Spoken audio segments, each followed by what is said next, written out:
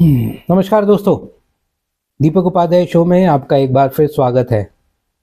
अब ये एक बड़ी समस्या चल रही है। लोग सोच रहे हैं कि क्या मेटल ऊपर जाएगा और सोने चांदी की कीमतें ऊपर जाएंगी। और हालांकि पिछले एक साल में सोने और चांदी ने जो रिटर्न दिया है या मेटल्स ने जो रिटर्न दिया है वो अभूतपूर्व है। वो लोगों की झोली भर गई है जिन लोगों ने समय पर इसमें इन्वेस्ट किया था। लेकिन सवाल ये है कि ये मेटल और ये जो सोना चांदी है वो इतना ऊपर क्यों जा रहा है, जबकि क्रूड जो है उसकी कीमतें क्यों स्थिर है। देखिए, यही वजह है जो दो बड़े देशों की लड़ाई जो चल रही है वो इसी वजह से चल रही है।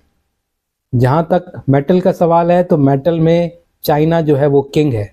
चाहे रेयर अर्थ मेटल हो, चांदी हो या दूसरे मेटल्स हो, वो मेटल में दुनिया जहान में सबसे अच्छे जो रिफाइनिंग है, प्रोडक्शन है, वो चाइना में ही हो रहा है। चाहे वो स्टील है, कॉपर है, चांदी है, रेयर अर्थ है, इन सब में मेटल किंग जो है दुनिया का वो चाइना है। जबकि क्रूड किंग जो है वो अमेरिका है। अमेरिका के पास अपना बहुत सारा ऑयल एंड गैस के भंडार है, साथ ही साथ वो दुनिया जहान के ऑयल एंड गैस भंडार पर भी कब्जा किए हुए हैं। ऐसे में अगर क्रूड के दाम नहीं बढ़ रहे तो अमेरिका की इकोनॉमी के लिए ये खतरा है, जबकि मेटल्स के दाम बढ़ रहे हैं। इसीलिए अमेरिका, खासकर जो राष्ट्रपति ट्रंप है, वो लगातार क्रूड की कीमतें बढ़वाने के लिए कोशिशों में लगे हैं। और इसमें सबसे बड़ी बाधा जो है वो रूस है, जो अपनी सप्लाई चीन और भारत को कर रहा है, और इसकी वजह से इंटरनेशनली क्रूड के दाम स्टेबल है।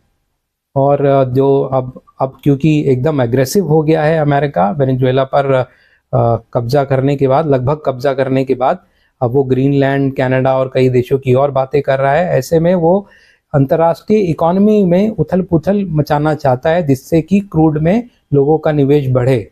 लेकिन क्रूड में निवेश बढ़ने का मतलब है जैसे ही क्रूड थोड़ा सा ऊपर जाएगा, ऐसे ही जो ईवी या बैटरी वाली जो व्हीकल है या बैटरी वाली जो अन्य ऊर्जाएं, जो ग्रीन एनर्जी जिसको बोलते हैं, वो ज़्यादा फायदे वाली हो जाती हैं। इसलिए लोग उन पर शिफ्ट हो जाते हैं। इसलिए क्रूड का दाम आने वाले टाइम में भी बहुत ज़्यादा बढ़ेगा, ऐसा लगता नहीं है, क्योंकि जैसे इसका दाम बढ़ेगा ये अनवायबल हो जाएगा और ग्रीन एनर्जी वायबल होने लगेगी। और ज़्यादा अभी भी हो गई है क्योंकि उसका प्रोडक्शन बढ़ गया है। इसीलिए बार बार राष्ट्रपति डोनाल्ड ट्रंप जो है ग्रीन एनर्जी को स्कैम बोलते हैं, क्योंकि ये अमेरिकन कंपनी, अमेरिकन इकोनॉमी के लिए बहुत अच्छा नहीं है। जबकि ये चाइना के लिए और यूरोपियन कंट्रीज़ के लिए बहुत अच्छा है। चाइना ने जो इलेक्ट्रिक व्हीकल में दुनिया जहान में जो अपना दबदबा स्थापित कर लिया है, उससे पार पाना अमेरिका के बस की अभी नहीं लगता है, क्योंकि अमेरिका की टेक्नोलॉजी बहुत कॉस्टली है। इसीलिए ये जो झगड़ा है मेटल और ऑयल का, ये अभी लंबा चलेगा। और इसमें अभी तो मेटल ज़रूर ऊपर दिखता है, लेकिन लंबे समय तक मेटल इस पोजीशन पे रहेगा, चाहे वो सोना हो, चांदी हो, स्टील हो, कॉपर हो, रेयर अर्थ हो, उसकी संभावना बहुत ज़्यादा नहीं है। क्योंकि एक सप्लाई साइड जो है मेटल की वो काफ़ी अच्छी है, ऐसा नहीं है कि वो ख़राब है। और मेटल की बहुत ज़्यादा ज़रूरत आज अभी लग रही है, क्योंकि डेटा सेंटर्स और बाकी सब में मेटल की ज़रूरत है। लेकिन जैसे ये डिमांड कम होगी या डेटा सेंटर्स की कॉस्ट बढ़ जाएगी, तो ये मेटल की डिमांड अपने आप कम हो जाएगी और उससे ये जो कीमतें हैं ये भी कम होगी।